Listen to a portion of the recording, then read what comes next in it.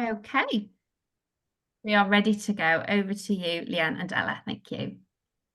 Hello everyone. Thank you for joining us. My name's Ella Tyler and I am the COO at Lead 50/50, and Leanne Lineker is the CEO, and we started this business 7 years ago and have been focusing on developing our workplace equity software in the past year or so. So it's evolved over the years. We come from the international education business, and that's where we met. We both had language schools. Leanne still does. And now we find ourselves in this space, which is fantastic. It's something we're very passionate about. So we're very happy to be here today. So what is Lead 50/50? It's a data science-backed HR platform that helps organizations close their gender pay gap and achieve workplace equity. So if you're in the HR department or the head of HR, or you're the CEO of a company and you feel that your company needs to be more balanced, your gender pay gap just isn't closing. If anything, maybe it's getting worse. Despite everything you're trying, what we do is we have an audit, a rapid audit. We come in, we look at your policies, processes, and your data. We also do a people survey, and we triangulate all that information, and we come up with clear solutions to your problems that can help you rebalance your workplace. So really, we're your best friend when it comes to workplace equity. So if you work for a company that needs its workplace rebalancing, needs some help in that direction in the DE&I space, then please, we should be your first stop shop. Okay, so who are we? Why should you listen to us? Well, we have our certification. We do an audit, which I've just talked about, and then you become certified, a bit like a B Corp, but instead of sustainability, it's about workplace equity. We do the rapid audit, and then we also have awards. We do annual awards in Berlin that we're opening up for nominations soon. So if you know some suitable women or male allies who need to be celebrated, then please, we'll send you the link to nominate. And also we have an equity index, which we've developed, which basically takes all the gender pay gap data that is submitted by companies every year. I mean, I don't know if you're aware, but every year, every single company over 250 staff in the UK has to submit their data, and that's about 10,000 companies. And it's actually very difficult to find this data and to analyze it. So what we've done is we've developed an equity index where you can just hop onto our website, type in the name of a company, and then you can see how they've been doing over the past few years. So we'll send you the link to that as well, so you can have a play with that, see where your company sits and how it's faring in regards to others. So Susan and Samantha, where are you from? Are you in the UK? Are you abroad? What companies do you work for? Would you like to put it in the chat, or maybe unmute if you're brave? I can use my voice. Hi, really excited for this one. So I'm in Reading at the moment, and I've been in an estate agency for 16 years in all different kind of senior leadership positions. And for the last kind of 6 years, I've probably been banging the gender pay gap drum quite loud, kind of questioning, what's going on in terms of what I've experienced and seen in the industry, and then looking at why that might be, and then going, oh my goodness, there's this thing called the gender pay gap, oh there's this, and all of that, and educating myself about it. And I've done quite a few podcasts and things like that. So yeah, I've just kind of got to a point where I kind of got over the edge of kind of going, okay, I keep talking about it. What are we actually going to do about it now? So I'm really interested in your offerings to organisations, and the uptake, hopefully, of those continuing very quickly. Brilliant, thank you. Oh, and I know we've got Samantha, who can't use her microphone. That's fine. She's in North Somerset. Well, I'm in Devon, so not too far. I'm in Liverpool. Hello, everyone. Nice to see you all here, meet you all here.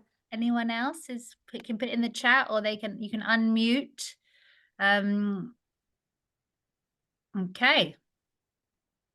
So thank you very much, everyone. I'm going to hand over now to Leanne to talk about some data around the gender pay gap. Yeah. So Ella, are you moving the slides for me? Am I? No, I'm moving them. I'm moving. Oh, okay. So we're going to talk a little bit about the gender pay gap and what it is. We did a presentation similar to this last year at our Gender Pay Gap Summit in Westminster. And beforehand, we wanted to kind of get a view on what people understood about the gender pay gap, who knew what about it, because it's one of those terms that people hear quite a lot, but there tends to be quite a bit of confusion about what it is. So we sent out on our socials and we sent to all the people participating in the summit and a little survey and asked them which of these had they heard of. So the Equal Pay Act, Equal Pay Day, the Pensions Gap, UK Organisational Pay Gap Reporting, the Gender Pay Gap Bot. If any of you are on X or Twitter and you don't follow the Gender Pay Gap Bot, I really urge you to, it's brilliant. The UK Gender Pay Gap Service, the Real Gender Pay Gap, the ASH survey from the UK Office of National Statistics, or none of the above. And we got quite a mixed bag of results. Now, one of the things that didn't surprise any of us at Lead 50/50 was that women have heard of all of these things a lot higher incidence than men. And I think that's one of the issues with the work we're all trying to do on closing the gender pay gap and rebalancing the workplace, is that it's often seen or left to women in an organisation as a problem to fix. So on top of your day job, on top of all the work that you're doing, whatever your role, we've ran training courses for hundreds and hundreds of people over the 7 years we've been doing this, and the vast majority of people we have attending, participating, engaging are women, but it's not a women's issue, it's an issue for society. And one of the reasons we developed our HR platform is because we want to put the onus back on the business to close and gender pay gap and rebalance the workplace, because when they're getting things right from the beginning in their policies and processes, that's when things can really start to have an impact. So yeah, it didn't surprise us that most of the people that had heard of all of these different elements of gender pay gap were women. It was encouraging that some men had heard of different things, but it also just shows that there's a lot of stuff, a lot of noise about the gender pay gap. People are trying to raise the profile and do good work. It's not an easy thing to solve, but we have developed some really robust practices that can help make progress. So just if you'd move on to the next slide for me, please, Ella. Mm-hmm. So which of these do you understand well enough to explain to others? I mean, I don't know whether you want to pop in the chat or whether you want to unmute yourself, but is there anything here that jumps out at you that you get, you understand, you don't understand, that you could explain to other people? I mean, if we looked at the I'll show you the results. Yeah, the results.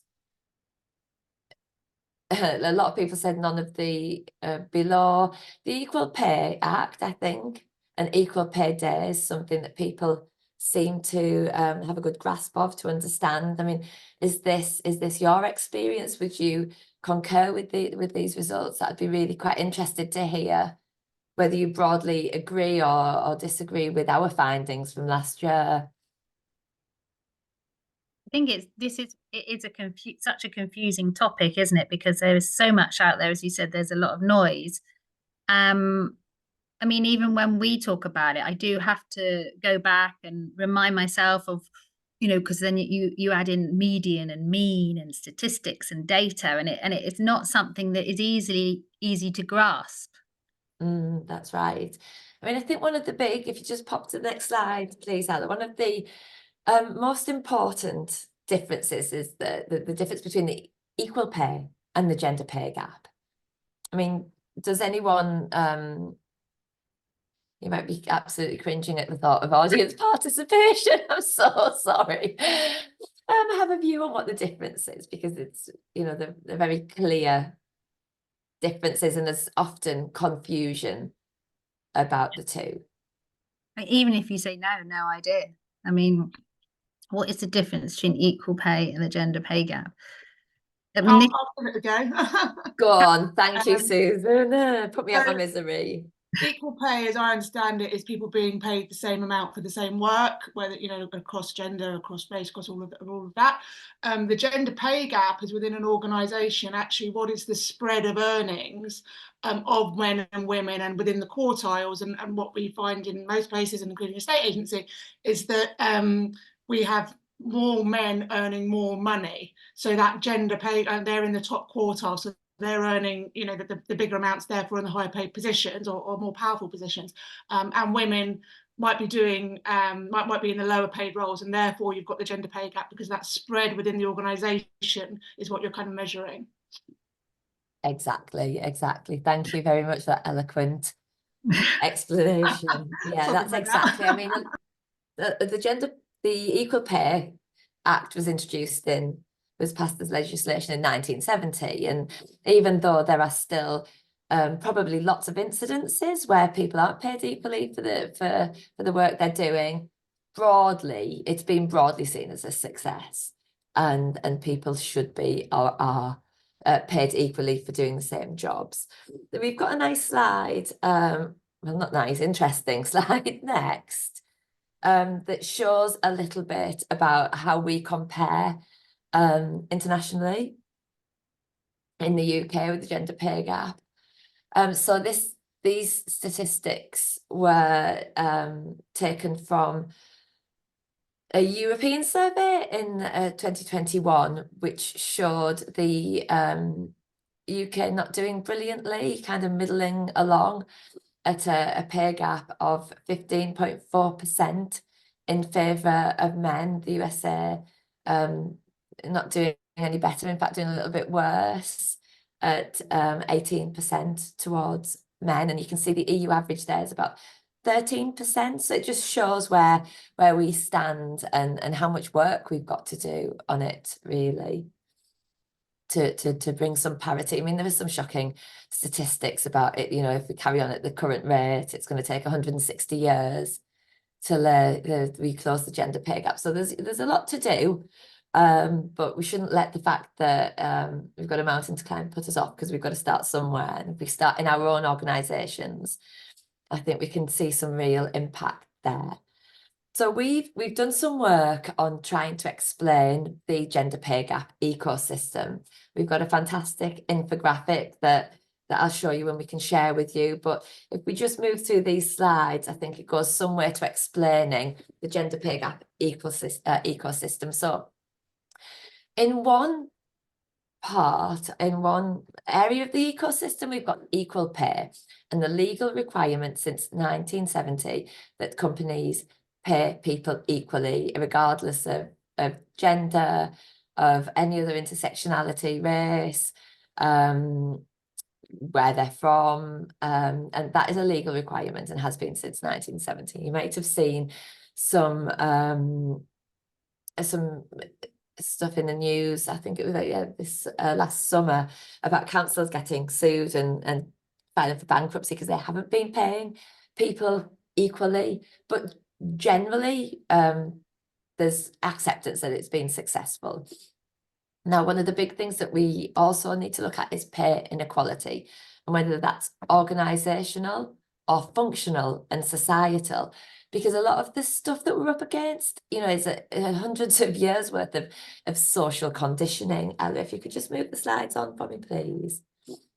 So if we look at organisational pay inequality, we can be looking at discrimination or sexism, the labour market history, recruitment diversity, career progression and social choices.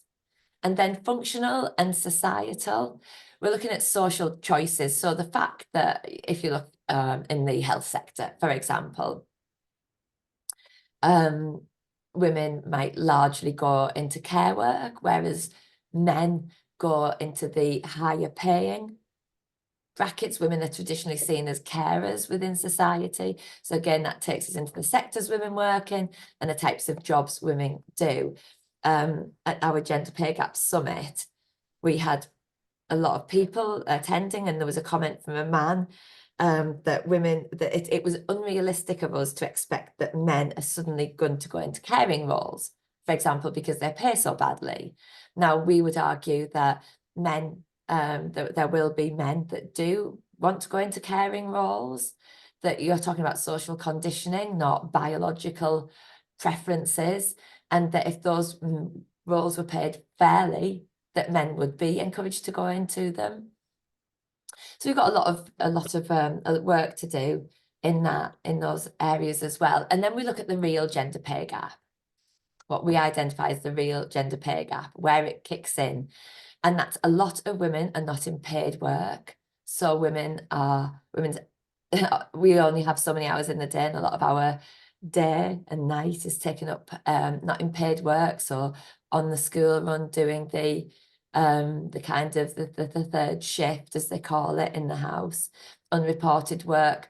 Women work fewer hours because women are a lot more likely to work part-time than men, and part-time work leads to 0 pay increase over time, which is quite a frightening statistic. So you're doing well in your career, you get to a certain level, you leave to have a baby, you go back, you work part-time, or maybe you've got some caring responsibilities from, elderly parents, other things going on in your personal life, you're working part-time. From that moment, statistically, women's hourly rate doesn't increase, no matter whether they're in work for the next 20 years of their life, their hourly rate generally stays static. Thanks, Ella. And we've pulled all that together in a really nice infographic. There's a lot going on in that infographic, but I think it really helps get a really good overview of where the problems are, what's happening, and what can we do about it. We've finished off the infographic with the top 5 things to do to close organisational pay gaps, and what we can do to help close the real gender pay gap as we see it. So we're going to share that with you after this. We'll share the slide, and we'll also share the infographic if you want to drop us an email after this. Right, thanks, Ella. It's your turn. I'll have a little drink of water. Have a little drink of water. So now I'd like to talk about the life cycle of the gender pay gap as well, because that is really key for women, because most women have children, and that is what happens. This is when the gender pay gap really kicks in, when children come along. And we've pulled together an infographic like the last one, but it's so busy that we've also, and we'll send you that. That's something that you need to look at carefully with a cup of tea. But to have it as a presentation, we've broken it down. So here we go. Age 16, there's a young girl. Well, there you are, you're age 16, you haven't started work, but by 25, you're earning 1 hour less, or £2,500 a year less, and we'll explain why. By 35, this is the time where most women are going to be childbearing, and they have £2 an hour less. And by 45, you're £2.50 an hour less. And that is what Leanne was saying. Actually, you never catch up once you go back to part-time. You will never get the same amount and be on the same trajectory. And then here we are, when you're 55. I'm nearly 55. I don't look like that. I don't know. She looks very sad. Change that. But she's £3 to £4 an hour less, and that's £13,000 a year less. And there's just some statistics, and we've got some more shock things here. By 65 years old, a woman has earned £395,000 less than a man because of taking time out to be a carer. By 65, women have done £200,000 more unpaid labour than men. And this is where we say, breastfeeding is free. Why do you use formula breastfeeding is free? If men did breastfeeding, they would definitely not be saying that it was free, because in society, it's perceived that men's time is more important than women's time. So women do all this unpaid labour for free, and it's worth it. They've been and the big one, men retire with 5 times pension pot, and this is the pension pay gap, and this is really, really important, and something that as a younger woman I think we don't think about, and certainly when we take time out to care for our children we don't think about, but you start to think about it when you get to 50 and you realize that your pension pot is much, much smaller. So what we thought we'd do now, there are 6 of you, if we just popped you into a couple of breakout rooms just for a 10-minute chat about your own personal experiences and whether any of that resonates with you about, I don't know how old any of you are or what kind of career progression you've had, but if you can recognize the dropout at a certain age or the pressure to be the carer or anything like that Leanne was talking about in the ecosystem, and share it and how it relates to your career now or your businesses, I think that would be a great idea. But also, and then try and relate it to it doesn't have, Ali's just saying that this Zoom doesn't have the functionality for breakout rooms. Oh, okay. Well, maybe we can discuss it here. Yeah, and what are the key barriers within your own organizations? And we don't really know, you know, we're not experts on the residential property market, but we'd love to hear if anything we've said resonates, or if anything's particularly different within your industry. So if you'd like to take your microphones off or put it in the chat, that would be great. Anyone here who's I can go. Hi, Hiya. So I work for a real estate investment firm. The issue we have is that we're small, so we're under 250 employees, which I think is the threshold where companies have to report. So it's very much because we're smaller, we don't need to act on some kind of attitude, although nobody would ever say that directly. But whenever I've asked to see what the reports are, or you know where we stand, it's never provided because it doesn't need to be provided. So I think that's a challenge for smaller businesses who don't need to they should be conforming to the law, but they don't need to report on it. So what people don't know doesn't hurt in their view. Yeah, and of course it is more admin in people's minds. It's more red tape, but actually progressive companies under 250, and there are, you know, there's quite a substantial amount, do it anyway. They report their gender pay gap to the government every year, even though they don't have to. But these are usually companies that are on a path of rapid growth, and they want to be sustainable. They're looking for exit, or they're looking for investment, because that is, you know, something that is required of them in that respect, or they can see ahead and they can see it's coming. And, you know, EU legislation is changing in terms of pay transparency. Next year, there's going to be more laws about that in the EU. In California and New York already, companies have to say what the job, when they advertise a job, they have to say the exact pay. They can't even give, you know, a quartile of what, you know, from this to that. They have to be specific. So these kind of rules and laws are coming in about pay transparency, and they're coming in about reporting your gender pay gap. And it's only going one way. And I know it doesn't help you at the moment, but I think eventually it will be the norm for all businesses to have to report their gender pay gap, not just those over 250. And it will also be the norm that everyone kind of knows each other's salaries more, which helps in terms of transparency and trust and retention, really, and fairness and equality. I think one thing that's interesting as well, it's worth considering, is that you can gather the data and analyze it. You know, our audit does that quite quickly. It's not any HR department will be able to put the fingers on it. And it doesn't actually have to be reported.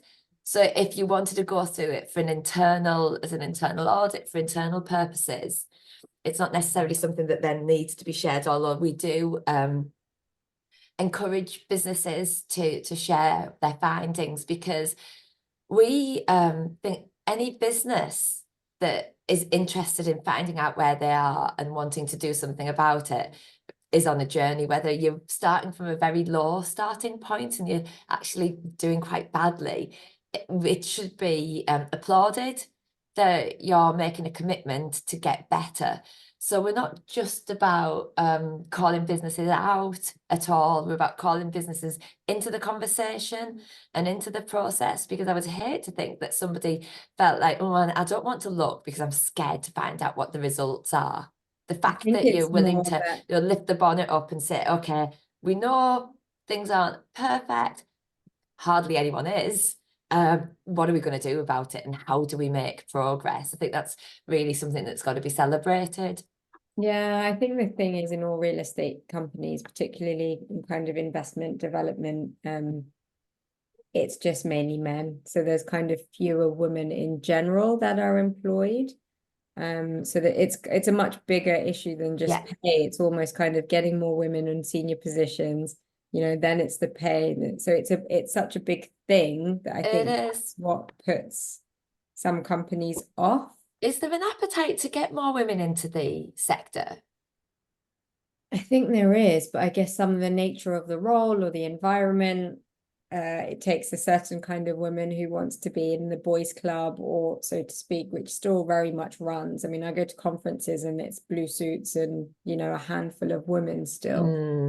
Or women are going into like kind of analyst positions rather than going into kind of some of the bigger positions. And I don't know whether, you know, if that then goes down to recruitment, and it's again, I think the companies need to kind of look at it overarchingly, how everything ties in. But yeah, from my experience in real estate, it's a big challenge. Yeah. And because they're mainly male dominated, I guess it needs people to highlight this is a challenge. And if women are not in those positions to be able to highlight it, then it goes unheard. It does. Yeah, it's like a vicious circle then.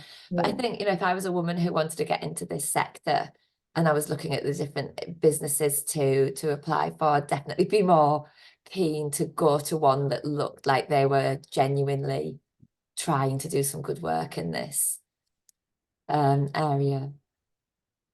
So, And has anyone else got any other experiences they'd like to share about the real estate? Does that resonate with you, what Soraya just said? Has someone got some really good stories? Is there a progressive corporate out there that we don't know about, or because that's what you need really? You need one progressive corporate who starts the trend. yeah.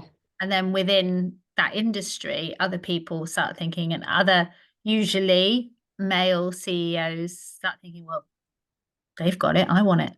And then, I want to be LEED 50/50 certified, or I want to do this different audit, or I want to, you know, beat them. So I think Did you want to? yeah, I was just going to say, I think Oh, it's very quiet, Kate. I can't hear you. Sorry. Oh, sorry. Can you hear me now? Or not really? Yeah.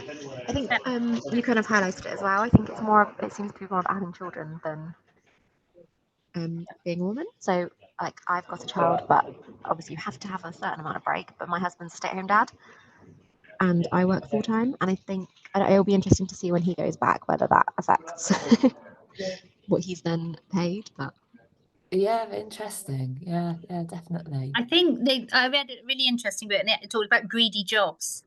And if you are on a career path, a greedy job basically takes up all your time. You get paid for it, but it takes up all your time. So yeah, that's why when women go back, they can't be at the office. They have to leave on time. They have to do the school run. They have all these other responsibilities. and Take a day off sick. You're going, Katie. this might not be a very popular thing to say, but from the flip side, if you're the one that either doesn't have children, or you've got a husband staying at home, then I'm like, you'll be the person who I need to go do the nursery pickup. Can you deal with this issue? Yes. Like, you need to stay late because I can't. So I guess selfishly, it'd be like, well, you should be paid a little bit more if you're working the extra hours. Exactly. That's what I mean by greedy jobs. So you do get recognized by that. You do get paid more. But the way society is set up, and that the women usually are the carers, then that's why we have this gender pay gap, because it's still the way capitalism and the way the commercial, you know, the patriarchy is all entirely set up, is that that's the system that we operate in. And I think what we're trying to do is just make people think about that system and see how they can change Yeah, it. definitely. The Because Go on, Katie. I was just going to say, I do have friends who earn more than their husbands, but still do the bulk of the childcare because I Well, think it's expected, and the nursery would ring them first, or Yeah. of course, And I we- they think want their even mum. like within organisations as well, if a woman has to clock off at a certain time to go and get the kids, it's seen as acceptable, whereas not so much for men. And not, when women request to work part-time or flexibly when they've got children to care for, their requests are approved at the rate of about 75%. Whereas when men make the same requests, their requests are rejected at a similar rate. So we've got to have a working environment that respects men's right to get involved with caring responsibilities and understand that society is changing, and it doesn't necessarily always fall on the woman. The woman might want Yeah. to be the work full But it- time, and the men go back part time. And I think I once think it's go on. sorry, go on. I was just going to say, I think it's it's not just men though, it's a societal thing, because I had a female, not in this role, but in my previous role, a female supervisor who, even though she knew my husband was going to be a stay-at-home dad and I was going back to work and all that sort of thing, didn't want to give me kind of clients that were further away because, oh, you won't want to be getting back late, you won't want to be traveling, so I'm not getting the key work that I helped bring in because you've assumed I want to be back for bedtime. Yeah. Even though I've told it's you. a mindset. A mindset. We're all Yeah, because she would want to be, I guess. innately sexist. It's how we've been brought up. It's just checking yourself. I mean, what I like this phrase is we've spent decades getting women into paid work. What we now need to do is get men into unpaid work. We need to remove the stigma of men, literally, even when you say it, it's funny, wanting to look after their own kids. Remove the stigma of that, and so it's equal, so that there's never any decision at the beginning when somebody goes for a job, and the woman might even be pregnant and go for the job. The people interviewing you aren't even going to think, oh, she's definitely, then still not sure who's going to look after the baby, the man or the woman, that type of thing, So that sounds like fanciful, doesn't it? Or fantastical, is that a word? Like as if that's never going to happen in our lifetime. But I believe that these things do happen they can happen within 10 years. We've had lots and lots of complete societal shifts that I've seen since I've been born, picking up dog poo, not smoking in cafes or on planes, things that you would never have thought would ever happen. Now we look back and think, oh my God, I can't believe we used to do that. So I think we can make a change, and we need to talk about it, and we need to introduce new ways of thinking, have some, webinars like this, start talking about it. We change our own mindset as well around what is right for men and women and where we sit and the language we use. I mean, it's a lot, but it's exciting. I can understand why, but even really small things like all dads groups are at the weekend and all mums groups are in the week. Yes. So I can't go to any of them, and he obviously doesn't really want to take him at the weekend when he's had him all week.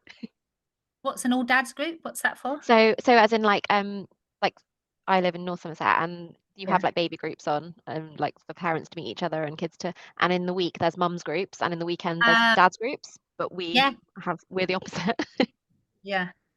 So we don't go. Yeah, we've one of the our head of product at Lead 50/50, the reason he started getting involved in things like this is because when they had their children, he was the stay-at-home dad, and he said he was in so many mums groups, and he was like, hello, I'm not a mum, but he was just in the mums group. He's like, it's ridiculous. There needs to be a move away from it. So it's just like, it's parents or carers. It's not mums or dads. But it'll happen. It will happen. Yeah, I definitely think we're making progress. And you can see it in Scandinavian countries. They're far ahead of us in things like that. So it is possible. It's not, beyond the realms of possibility. We just need to keep working towards it. So I'm aware of the time. I am going to pop on to the next slide. So, okay, the top 10 recommendations. We've got a document that we've pulled together about closing the gender pay gap in your company. Now, we're going to send this round to you after this presentation. And if you are the person who makes the decisions, or you know someone, you know the person who is, if you could send that on to them as well, we'd be very happy to discuss it with them further. So really, it all comes down to strategies, policies, and culture. How do we make a change? Our top 3 recommendations is, number 1, targeting zero pay gaps has to be on your strategic plan. It has to be in the board, something that they discuss once a month when they get together. It has to be one of their KPIs, because if it's not going to happen. Companies are excellent at meeting targets and goals, but they have to be set and they have to be taken on by the board at the very top. So it has to be part of the strategic plan to target zero pay gaps. If they had that, your company, Soraya, if that was on their strategic plan to target zero pay gaps, they met once a month to discuss it and measured themselves against it, I can guarantee you they would be taking action on a daily basis. So first of all, it has to be strategic. Culturally, companies need to embrace salary transparency. We touched on this earlier about how it's coming in across the world. Get ahead of the curve. This will definitely be a thing where companies have to declare how much they are paying people who they are recruiting, but also their current staff. It will be a thing. So that is an amazing way to reduce pay gaps and to also foster trust and fairness, and it's really good culturally for staff as well. It's been proven. I can send you loads of information about how that works. And then finally, if you're just looking at the policy piece, we would say ensure men, women, and other genders have the same pay and benefits for shared parental, adoption, surrogacy leave, etc., as each other.